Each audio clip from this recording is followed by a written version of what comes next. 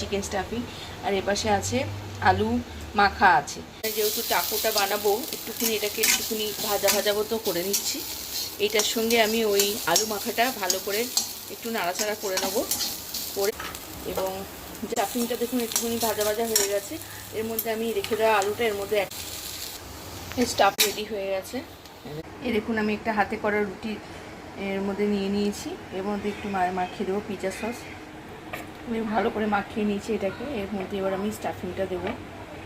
স্টাফিংটা দেওয়ার আগে আমি দেখাবো রুটিটাকে একটুখানি কাটবো আমি, সেটা দেখো এটাকে আমি কেটে নিয়েছি মাঝখান দিয়ে, তাহলে আমার ভাজ করতে সুবিধা হবে। ভাজটা আমি করে দেখাবো।